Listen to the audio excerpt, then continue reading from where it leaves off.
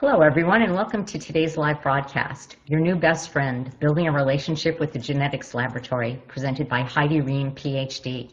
We're excited to bring you this educational virtual meeting presented by LabRoots. I'm Judy O'Rourke of LabRoots, and I'll be your moderator for today's event. Before we begin, I'd like to remind everyone that this event is interactive. We encourage you to participate by submitting as many questions as you want at any time you want during the presentation. Just click on the green Q&A button located in the lower left of the presentation window and type your question into the box that appears on the screen. Also, please notice you'll be viewing the presentation in the slide window.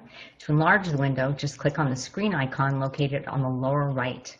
And finally, if you have any trouble seeing or hearing the presentation, click on the support button at the top right of the presentation window or use the Q&A button to let us know that you're having a problem.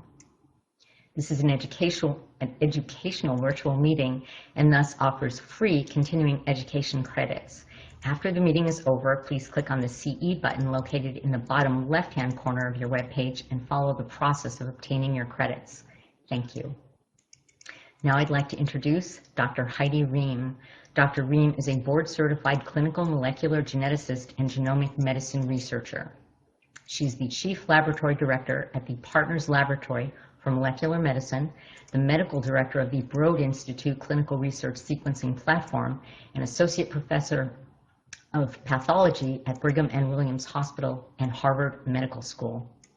Both of her clinical labs focus on the rapid translation of new genetic discoveries into clinical tests and bringing novel technologies and software systems into molecular diagnostics to support the integration of genetics into clinical use.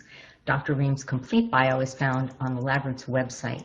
Please join me in welcoming Dr. Rehm. I will now turn the presentation over to her.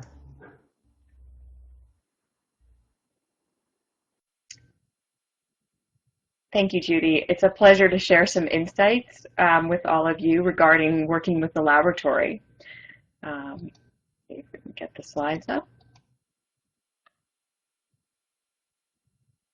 So the topics that we're going to talk about today include really explaining the steps needed to order a test and the specimens and information that are used in the laboratory, as well as discussing strategies around what tests to order and how you can figure out that information. We'll go through some sample reports and what kind of vocabulary we use on the reports, the expected results and test limitations. We'll give some examples of how physicians may need to follow up on results and how results can inform care of patients. And we'll also at the very end talk about some of the benefits of data sharing that can really improve how we do genetic testing today. So as you've already heard, if you've heard some of the talks throughout the day, there's lots of different indications in a patient that might lead you to want to order a genetic test, whether it be a prenatal situation involving carrier screening or perhaps an abnormal fetal ultrasound, baby born with hearing loss, developmental delay, perhaps a cardiac phenotype like cardiomyopathy, or a family history of disease like breast cancer. Many indications that might all warrant ordering of a genetic test. So once you've decided there's an indication for genetic testing, you want to pursue testing, then the question is what test do you order and where do you order it from? And in this case, it might be helpful to get assistance from either the if you're in a hospital through the pathology department or lab control, or maybe there's medical geneticist clinic on site that has either medical geneticists or genetic counselors. All of those staff are going to be available to help guide you in what test to order and perhaps what lab to order it from. Now, your lab control may in fact have defined or contracted relationship with certain laboratories that might dictate where you order lab services from. So once you've perhaps chosen a lab, you can also call the lab directly to talk to professional staff at the laboratory about which test for your particular patient and their indication would be best. And that may be based on the sensitivity or detection rates of each test, their costs, other factors. So for example, in some cases there might be only one test that's relevant, but for other indications there may be a series of tests that are available. Sometimes you might want to take a stepwise approach to ordering tests. For example, maybe there's a test that has some very common mutations that might be much more likely to be positive, very quick turnaround, very inexpensive, and some, physicians might start with those common mutations. In other cases, there might be a panel designed for that indication. Hearing loss, retinitis pigmentosa, hypertrophic cardiomyopathy, all different indications that have pre-designed tests based on those indications. But sometimes there's limitations to certain tests. You might have to follow up with other types of tests that detect certain types of mutations. Maybe one is a sequencing test, but you need to follow up with deletion and duplication analysis. Or maybe you go on, on to exome or genome testing. So an example of this would be hearing loss. Where a child might be born with hearing loss. Now there's a very small and focused test for one gene called connexin 26 or GJB2. And this gene there's a positive detection rate for nearly 20% of children with hearing loss for this one particular gene, and it's fairly inexpensive, several $100s. On the other hand, if that's negative, you might reflex to a larger panel test covering upwards of 90 or so genes, but that costs several $1,000s. So sometimes you might start with the cheaper focused test and then move on to a larger test only if it's negative. For other indications, there may not be any test that has a high detection rate, and for certain other tests you might start with a broad test. For example, maybe starting with a cytogenomic microarray for developmental delay, and then fill in other specific tests only if it's negative, like a Fragile X test, given that the triplet repeat expansions can't be detected on other platforms. Sometimes you might start with an exome, and then when it's negative, think about following up with other targeted tests. So each indication may have a different strategy for what test you start with and where you go from there. By way of an example of some of the challenges in thinking about broad versus specific tests, here is a graph showing all of the different positive reports that we've signed out for hearing loss. You can see the most common cause is GJB2 or connexin 26, and the second most common is stereocylin. Both of those genes have major issues with exome testing due to non-coding deletions that aren't usually covered on an exome, or copy number changes in homologous genes are difficult to address on an exome, and therefore panel-based testing designed to test these specific mutations might be more relevant for this indication, but for other indications an exome may be the best place to start. There's some other factors that might be important to also consider, certainly what the patient's insurance covers, whether that insurance might only cover one test per indication versus multiple. Also, running multiple tests can sometimes, in fact, most often, cost more than a single comprehensive test, but that you might avoid or might not be able to get a positive with a cheap test up front. Also, doing them stepwise can take a lot longer to run, and if a result is needed urgently, you might want to think about the timing and how long multiple tests might take.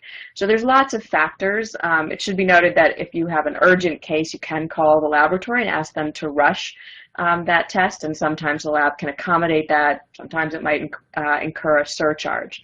So there's a lot of different factors that one must think about in terms of what test to order, which tests, stepwise, a comprehensive test, things like that. And again, a medical genetics or genetic counselor clinic can help with those decisions, and other pathologists and other subspecialists if you are uncomfortable making those decisions, or certainly contacting the laboratory who can really help guide you through what tests are available and how to think about them. So the next step is thinking about the sample. Most genetic tests, particularly for hereditary disease, are done with a blood sample. However, there are other exceptions. Some laboratories will allow testing with saliva or cheek brush samples. This is particularly true when you're doing a familial known mutation test, when the mutation's already been identified in the family, or perhaps testing for infants where drawing a blood sample may be more challenging. So saliva and cheek brush can be used, certainly for prenatal testing, where actually testing the fetus, then you need to use a chorionic villus sample or amniotic fluid, though in many cases you're also needing to collect parental bloods or saliva to do maternal cell contamination testing. Certainly when determining mutations in tumors or treatment decisions, that's usually done directly on a tumor specimen. And then sometimes testing is done on autopsy tissues. This can be challenging because the fixative that the tissues are put into often degrades DNA. So long-term fixation of autopsy specimens is challenging, but if there has been a dried blood sample or coagulated blood sample stored, that can be much easier. The next step is to provide the patient information to the lab and also documentation of consent for testing. And it's really important to make sure you're providing an indication for testing and as much clinical information as possible, because the laboratory is often using that information to help interpret the results that it finds. And as you'll see later, some of the results can be quite challenging to interpret, and this clinical information becomes really important to return accurate and informed test interpretations, as well as recommend certain follow-up for certain test results. So in some cases, some tests have fairly straightforward results that it can be anticipated in advance. For example, if we're doing a cystic fibrosis carrier screen test, looking only at 23 known common mutations, then those mutations will either be there or not. The interpretation of each variant is straightforward. These are well-studied mutations. Or particularly a pharmacogenomic test where there's one allele, perhaps, in the case of abacavir, being tested for risk for adverse events, and that variant is either there or it's not. Fairly straightforward interpretation. Let's say a Fragile X test where the number of repeats can be detected and predefined in terms of what those interpretations are. On the other hand, a lot of the tests that we're running these days in genetic testing, there's an opportunity to find novel test results. For example, in a karyotype, you might find novel breakpoints in a translocation or a marker chromosome where that material is of unclear origin. In a cytogenomic microarray, you may find novel gains or losses of genetic material and be unclear to what the impact of certain material being gained or lost would be.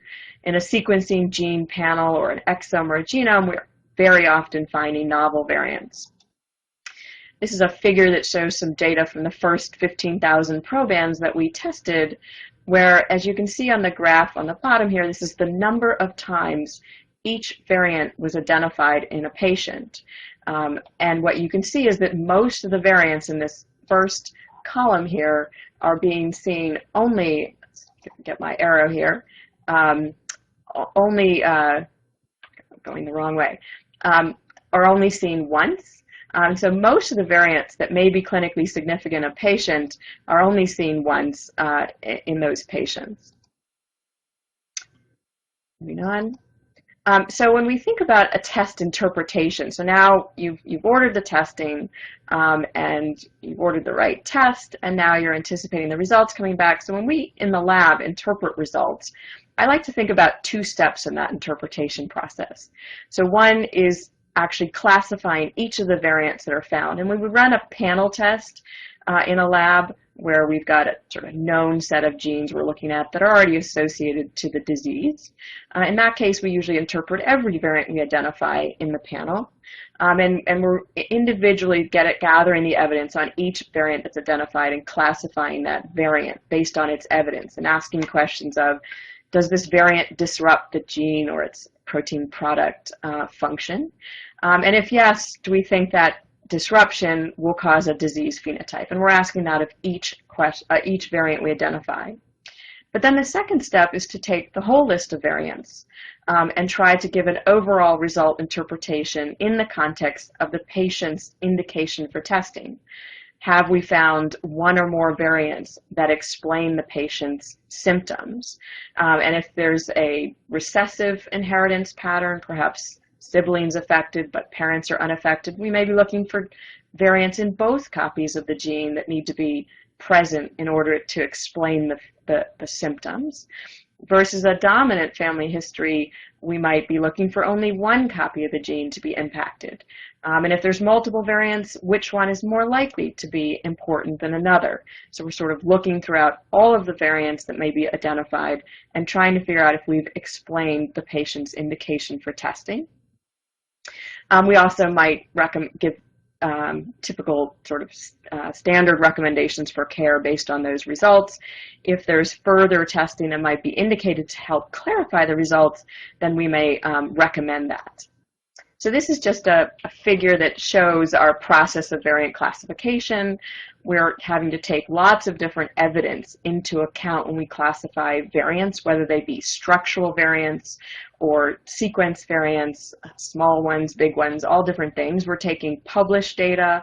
We might have data in our own laboratories from testing other patients, segregation data, and I'll explain a little bit about what segregation data is in a minute. Perhaps there's functional studies that have been published in the literature, studies of populations and the allele frequencies, predictions from computational programs, all sorts of information on each variant that we're collecting in order to classify the variants according to different categories, either benign or likely benign, uncertain significance, likely pathogenic, or pathogenic. And then in the context of the patient's indication, we're then deciding which of those variants we'll put on a report. When we do diagnostic testing where the patient has a specific indication, then we'll include pathogenic, likely pathogenic, as well often uncertain significance variants in case there's follow-up that might actually clarify an uncertain variant in the future. Whereas if we're returning predictive tests, perhaps a healthy individual who's ordered an exome or genome looking for risk information, in those cases we're only likely to return the known pathogenic variants or likely pathogenic. Now, after we do the testing and report out the results in a report, we may recommend additional testing, either in family members or clinical tests. That data is then cycling back to be used in the actual variant classification, and sometimes it leads to reclassification and a change in category. So it's very important to cycle back with the laboratory if new information is learned. Now, I mentioned we're going to look at some sample reports. There's often a lot of complexity to particularly a sequencing report where novel variants may be identified. So what you see here in most tests, there's some sort of overall result conveyed. In a panel test that's just focused on a single indication, that overall result might be positive or negative or inconclusive, perhaps carrier for a carrier test. As we get into exome and genome sequencing, the results can get a little more complex, where there's different grades of inconclusive depending on the types of variants and what's known about the genes that may be found, but still sort of broadly coming in the categories of positive, negative, or inconclusive, with inconclusive being something interesting was found, but we can't say that it's for sure causing disease. Other sections of the report will often list the variants that have been identified that may be relevant to the patient's indication for testing. And in that case, different pieces of information are going to be listed along with the variant, things like the gene and its transcript, as well as the naming of the variant, which can be useful for searching for more information on the variant over time. The allele state, is this variant present in only one copy of the gene, or is it present on both? So heterozygous versus homozygous. What is the disease that that gene is associated with? What is the inheritance pattern for that disease? And what's the classification of that variant? Is it pathogenic and we feel confident in what it means for the patient, or is it uncertain and we don't have enough evidence on that variant to say whether it could cause disease or not? Later in the report, there might be deeper information on each variant, the evidence that's been found that supports that classification. In this case, this variant was classified as pathogenic. And then you can see text description of the evidence for why the laboratory thinks the variant is pathogenic for disease. It might reference various publications and other data that support the claim from the laboratory. In other sections, the approach for analysis, particularly when a genome or an exome test is ordered, where there's different strategies in looking at genes and variants in the genome, the strategy for what was looked at in that particular case will be described, as well as the overall interpretation of the data and whether it's explaining the patient's indication. And that if there's multiple variants, weighing which one might be most important is done in that portion of the report. So what if the test is negative? There's a lot of different detection rates for different tests, and they may range from as low as 1% to as high as 60%. Very few genetic tests have detection rates above 60%. So it is not uncommon to get a negative test result back. And if you get a negative result, it's important to understand the limitations of any test report. So for example, if you've tested for a particular indication, are there known causes of that disease or indication that aren't covered by that test? And the laboratory may point these out in the report. For example, if you run a array-CGH or cytogenomic microarray, that's not going to detect sequence variants or very small copy number changes. On the other hand, an exome sequencing test may not detect the copy number changes that you might see in array-CGH or structural variants that are balanced. Next-gen sequencing might not detect triplet repeat expansion type disorders and a variety of other mutations. A panel test might not include all genes that are known to be associated with the disease. Perhaps newer discovered genes are not included, or maybe less common causes of disease might not be included in certain panel tests. And of course, as we get to exome and genome, many of those variants are not being individually interpreted because there's thousands to millions of variants in each test, and not each variant can be interpreted. So that's important things to think about if it's a negative result. On the other hand, if it's an inconclusive result, there's other things to think about. And in fact, many variants, as I mentioned earlier, are identified in sequencing or microarray tests that are of uncertain significance. So what might an individual or a physician do if they find an inconclusive result? So there's often follow-up testing that will be recommended. I'm listing some examples, and we're actually going to walk through a few of these different examples for different follow-up testing that might be done in a patient. So let's skip to the next slide. We can see some examples. So this is a particular example where patients that have hypertrophic cardiomyopathy panel testing might uncover an uncertain significance variant in the GLA gene. Now this gene encodes an enzyme called a-galactosidase, and there's actually a clinical test available to measure the activity of this particular protein that's produced from the GLA gene. This is actually the gene for Fabry disease, and some patients with Fabry disease can show up presenting with what looks like hypertrophic cardiomyopathy. So if we run this particular test and we find a variant of uncertain significance in the GLA gene, we can actually follow up to suggest that the physician orders an alpha-galactosidase enzyme activity assay.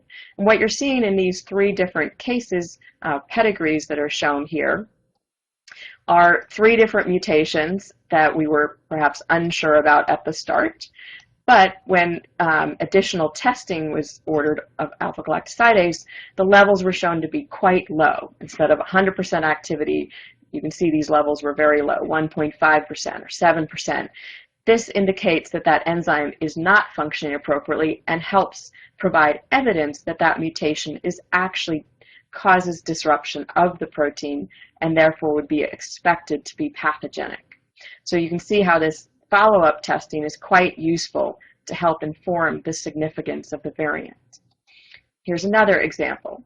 So this might be a child, a boy, who was found to have two different mutations in the GJB2 gene. Perhaps this child had hearing loss as their indication. Now, one of those mutations we know is pathogenic, but the other mutation at the time that this child was tested was of uncertain significance. Now, hearing loss due to GJB2 is largely a recessive disorder. So in that case, we're expecting to find two different mutations. So in this case, you can see in the follow-up testing in the parents, both mutations were found in the dad and none in the mom. And therefore, we consider these variants to be in cis on the same copy of the chromosome. And therefore, there isn't both alleles or copies of the gene affected, and we would consider this not explaining the child's hearing loss. And in fact, we would interpret this variant to be likely benign. On the other hand, you can see on the right side, if we had a different outcome of that follow-up testing in the parents, and we found that each mutation was in 2 different copies of the gene, one coming from mom and one coming from dad, then we would say that this is consistent with the disease-causing role for this second variant. Now, more evidence would still be needed in this case.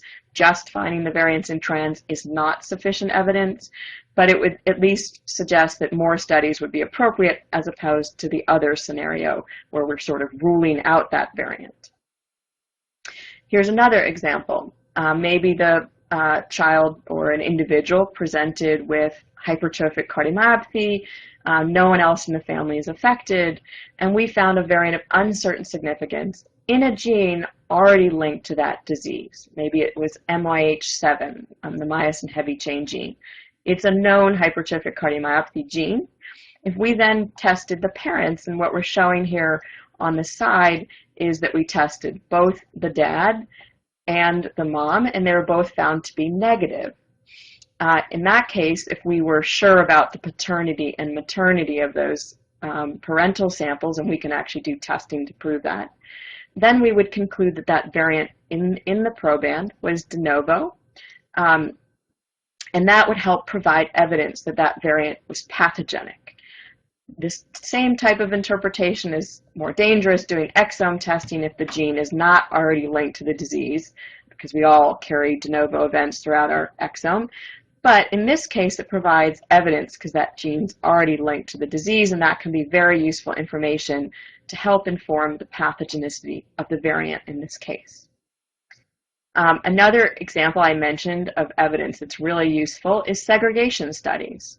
So in this case, we've tested an individual shown here by the black arrow, and we found a mutation, but perhaps again, this mutation was of uncertain significance.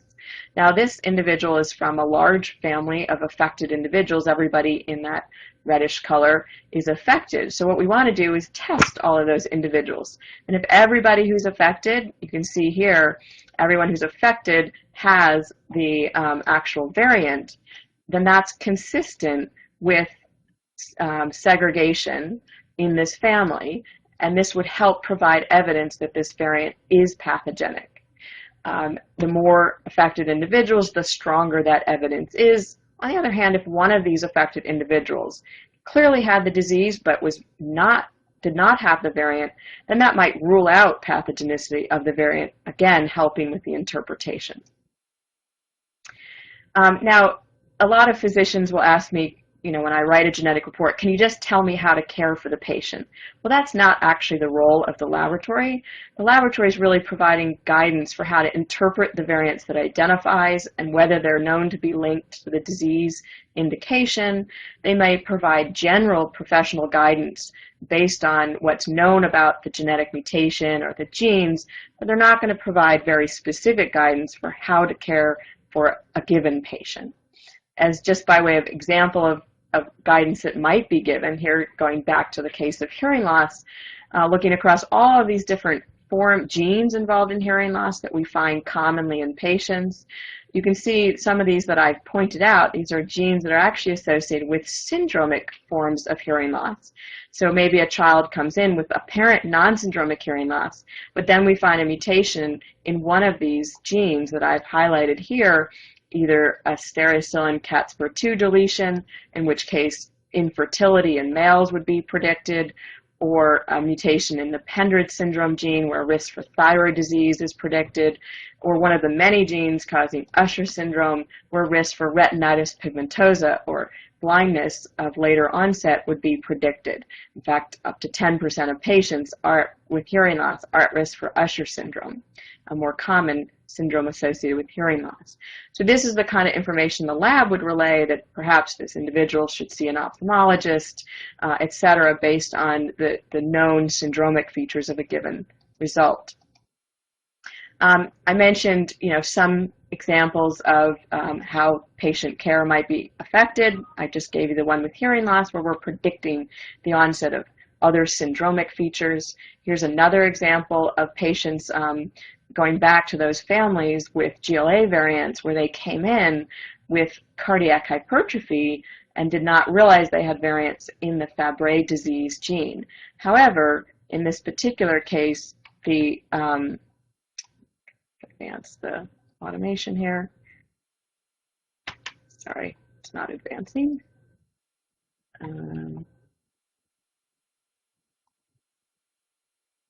There we go. So in this case, these individuals would be recommended for treatment with enzyme replacement therapy. And even the unaffected children might be considered for enzyme replacement therapy to prevent the onset of disease. So this is examples where the specific genetic variant and the gene identified would be helping guide the treatment of the patients. Now, unlike the laboratory role, the provider role here is really correlating the genetic test results with the patient's clinical features and making sure there's consistency in what the lab identified and thought might be causative for disease and whether the clinical presentation of the patient is correlated with that. And if the answer is no and there seems to be some inconsistency, then it's important for that provider to go back to the lab and explain why they think there's inconsistency that might help inform further interpretation of the results. Maybe a variant was overinterpreted and isn't relevant, isn't pathogenic. Maybe something was overlooked because they weren't aware of the clinical details of the case. Also, other factors of the patient context might involve or inform how that result is used in the care of the patient. Also, in the last sort of portion of the talk is thinking about how information may change over time. So this is a paper that we published looking at how often the interpretations of variants, particularly in cardiomyopathy genes, changes over time. And what we found is that 4% of cases that we had reported on, new knowledge was generated that changed the classification of the variant over time. So these changes in variant classification are actually happening reasonably commonly. And even when you get a test result back at one point in time, it's important to continue to follow the knowledge on that variant. Call the lab back, see if anything new has been learned. In addition, many laboratories are beginning to share their data publicly, and this is actually some details related to the ClinVar database that we've been working with NCBI on, and there are many laboratories that are depositing their variants with their interpretations into ClinVar. They may be from research labs, clinical labs, expert groups, directly from clinics, or directly from patients. To date, there's over 126,000 variants that have been interpreted and deposited into ClinVar. However, what we've come to learn in studying this data is that many of those variants are interpreted differently, and so it's important to recognize that it's challenging to interpret the significance of variants, and depending on the time that you look at a variant, you may have access to different evidence, and therefore one laboratory may have information another laboratory doesn't have. It might lead to different interpretations. So as a result, it's important to use resources, particularly over time, to look up variants, maybe solicit other opinions on those variants, or to see how the knowledge on those variants changes over time. This is a screenshot of ClinVar where we're looking up a variant that actually has conflicting interpretations of pathogenicity. It might be important to look at the date that those variants were interpreted that might explain why a variant was different in one context versus another. The laboratories sometimes provide the evidence for why they call the variant pathogenic, and it's useful to look at those, and maybe they had access to different information that might explain the differences in interpretation. There's also a system for classifying different review levels of how much to trust the variant information in these databases. We certify experts and practice guidelines that are more rigorous in their review and keeping variants up to date. And so that STAR system can be used to help understand the level of review that a given variant has undergone. And I will say that at this point in time, we have very good data that the benefits of sharing variants and the evidence and the basis of the interpretations has become very useful. We've been able to resolve differences in variant interpretation by laboratories sharing their data and their evidence and being able to come to consensus on those interpretations. And that is definitely improving the results that we can return to patients. So I do think it's important that we incentivize the practice of data sharing in the interest of patient safety. And I would say if you're a provider, you can help contribute to this by sharing your interpretations, your clinical data from your patients that help inform genetic test results, and you can choose to order tests from labs that will share their information, helping create a more informed genetic test result environment for all of us. And I'm going to stop there and thank you for your attention, and I'm happy to answer any questions in the remaining time. Thank you.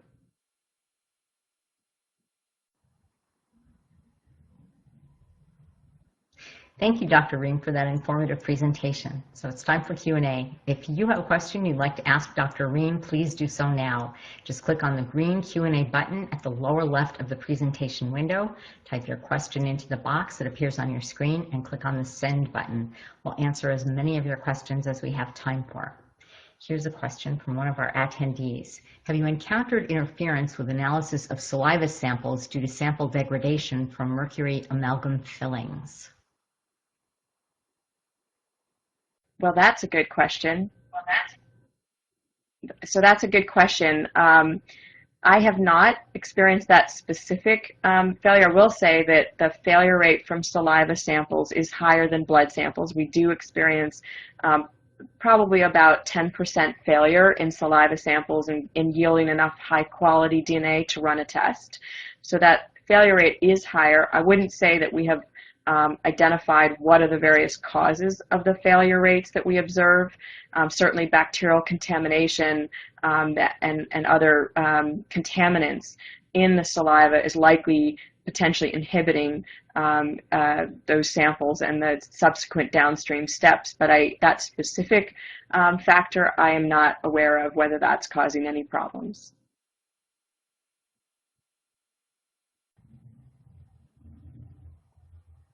How do you take into account penetrance in a segregation study?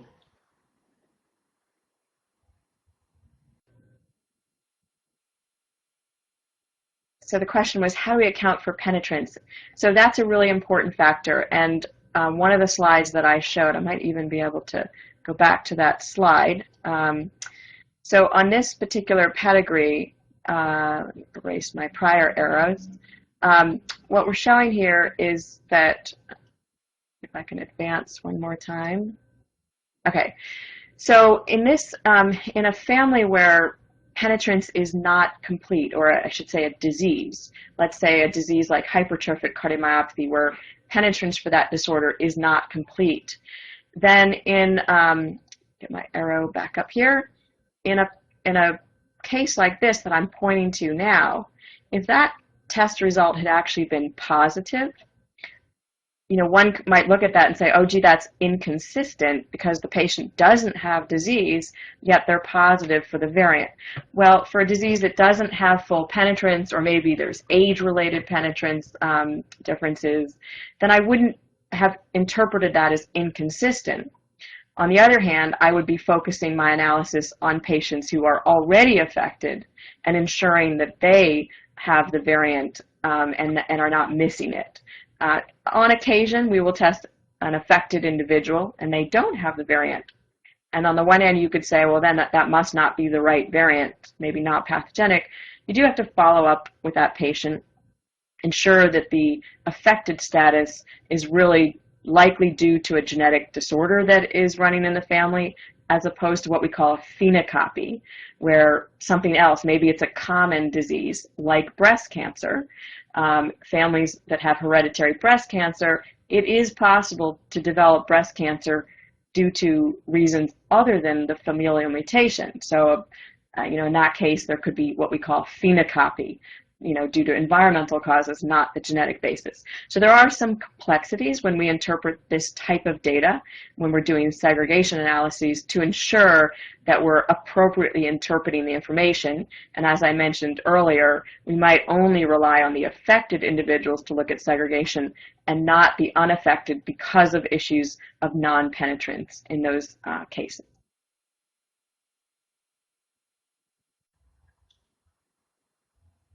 Is it possible to end up with a patient report to contain a variant that is classified as pathogenic or likely pathogenic, but the overall interpretation is inconclusive or even negative? If so, please clarify how this is possible. So, yes, that is definitely possible. I sign out a lot of reports with that exact situation. So here, let me give some examples of when we find a pathogenic variant, but we actually interpret the result to be inconclusive. So one example would be when we find a single, what we call heterozygous variant in a recessive gene. So for example, maybe I found a pathogenic variant like 35-del-G. This is one of the most common mutations in the connexin 26 gene, but I only found that variant on one copy of the gene. Whereas for a recessive disorder, due to a recessive gene, I need to find a mutation on the other copy also in order to completely explain the patient's indication for testing, which in this case might be hearing loss. So therefore, I've listed a pathogenic variant on the report, but my overall interpretation is inconclusive because I haven't identified a variant in the other copy of the gene. So that's probably one of the most common scenarios where we identify a pathogenic variant, but we haven't sufficiently explained disease. There are other examples when that's coming up for different reasons. So for example, as we get broader and broader panels and even moving to exome and genome analyses, we might find pathogenic variants that indicate risk for another disease, but aren't explaining the patient's indication for testing. Maybe I found a BRCA2 variant that's pathogenic for breast cancer, but the reason the patient asked for testing was to explain Marfan syndrome. And so therefore, my overall result interpretation is either negative for Marfan syndrome, in that case, yet I have a pathogenic variant on the report. Now, the reason I might return that is if the patient requested secondary findings where they wanted back information unrelated to their indication for testing. That's usually has to be decided up front in the consent process. However, there are some slightly more subtle cases where maybe it's not an exome or genome and it's not really a secondary finding, yet the variant that's been identified isn't a really good match for the phenotype. So for example, there are some variants in the cardiomyopathy genes, one I'm thinking of in particular, where we call the variant pathogenic, but it's a very mild variant and would really only explain cardiomyopathy that was of adult onset, mild nature. Yet the patient I might be testing could be a very severely affected newborn baby. In that case, I might say, gee, this variant's pathogenic, but I don't think it's because of the congenital presentation of cardiomyopathy in this particular patient. That's, an example where I underscore the importance of providing detailed clinical information, age of onset, severity of disease, specific clinical features, so that we can try to figure out if the variants that we are identifying really sufficiently explain the indication for testing. And when we don't feel comfortable with that, we might label the overall result inconclusive, even though we've identified a variant that we do have strong evidence is correlated with some sort of disease. So those are just some examples. Thank you.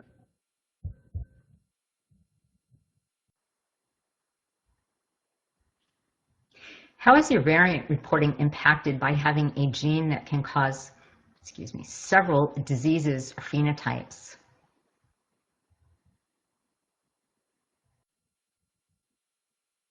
So testing genes that are associated with multiple different phenotypes can be a challenge. Some examples include, for instance, I've mentioned several times the connexin 26 gene. This is most commonly associated with recessive hearing loss However, that gene is also associated with different skin disorders as well as dominant hearing loss. But in those cases, there are different mutations that are causing one disorder versus the other. There are other examples. So the ELN gene is part of a microdeletion syndrome called Williams syndrome. It's also part of supravalvular aortic stenosis, and it's also part of cutis laxus. These are three different presentations of the same gene. Now, in that case, different mutations, whether they be contiguous gene deletions versus point mutations in one part of the gene versus another part, are helping dictate which disease that variant may be associated with. And then, so sometimes by knowing what the mutation is, we can specifically predict what disease will be associated. There are other genes where we may not be able to predict. Certain genes associated with both Usher syndrome and non-syndromic hearing loss, and sometimes we find variants and we can't say in advance whether that mutation is going to be associated with one condition versus another. So sometimes we can predict that, sometimes we can't. Certainly we take all of those things into account when we're trying to interpret the results. And again, that's yet another example where providing the detailed clinical information to the laboratory can help guide that interpretive process.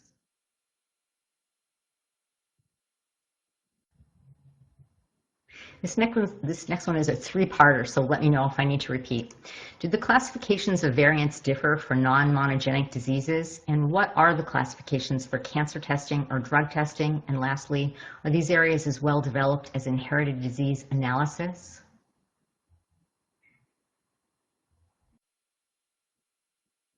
So that's a great question. So there are the terminologies that I showed in this presentation are mainly used for monogenic or Mendelian disease genes, the benign, likely benign, uncertain significance, likely pathogenic, and pathogenic. And it's only been in the last year that we made significant effort through the American College of Medical Genetics in collaboration with the Association for Molecular Pathology that we came out with guidelines specifying those 5 terms to be used for the classification of monogenic disease variants. On the other hand, those aren't necessarily the terms that we would recommend in other types of testing and other gene and disease relationships. For example, when we're reporting out pharmacogenomic results, those are definitely not the terms pathogenic, benign, etc. However, CPIC, the organization, professional organization related to pharmacogenetics, are actually in the process of publishing guidance that has gone through an iterative process of coming up with community consensus around the terminologies to be used for certain types of pharmacogenomics. So those results are actually already on the CPIC website, the terms that will be recommended, and the publication is forthcoming. There's also an effort right now underway within the Association for Molecular Pathology, where they are coming up with terminologies related to somatic cancer testing to have a more standardized framework for thinking about the different factors, whether it be prognosis or drug response and other factors that determine the clinical relevance of a variant in the context of a tumor. And the last scenario that was mentioned is in the context of complex traits. And I think this is the least well-developed terminology that is out there. In fact, I'm not aware of any terminology that has been standardized around complex trait reporting. I will say we did in our ACMG AMP guideline for monogenic disease did put out sort of an interim recommendation that some of the laboratories have been using, which is to use the term risk allele, perhaps modified with the term likely risk allele versus uncertain risk allele, or et cetera. So that terminology can be used, and some of the laboratories are using that when they're conveying pathogenicity of a variant that has a much, much lower penetrance, and therefore, saying pathogenic that might imply a very high risk for disease isn't most appropriate, and suggesting the use of the term risk allele to convey that more lower penetrance concept.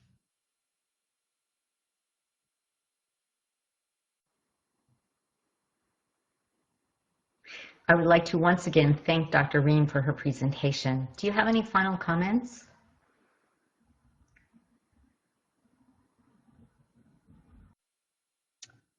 Waiting for control.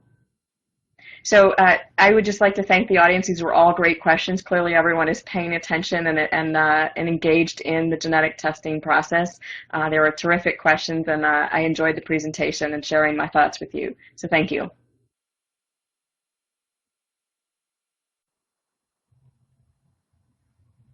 This is an educational virtual meeting and thus offers free continuing education credits. After the meeting is over, please click on the CE button located in the bottom left-hand corner of your web page and follow the process of obtaining your credits.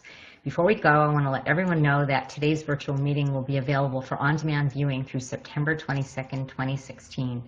You'll receive an email from LabRoots letting you know when this session will be available for replay. Please share that announcement with your colleagues who may have missed today's live event. You are also invited to join Dr. Rehm in the networking lounge right after her talk concludes, where she will be answering more questions. Just go to the meeting lobby and enter the networking lounge. In the lounge, there's a live chat feature where you can type in your questions. If you asked a question in this session, it will not transfer to the lounge, so you will have to re-enter your query. Thank you for joining us. The next presentation will begin shortly.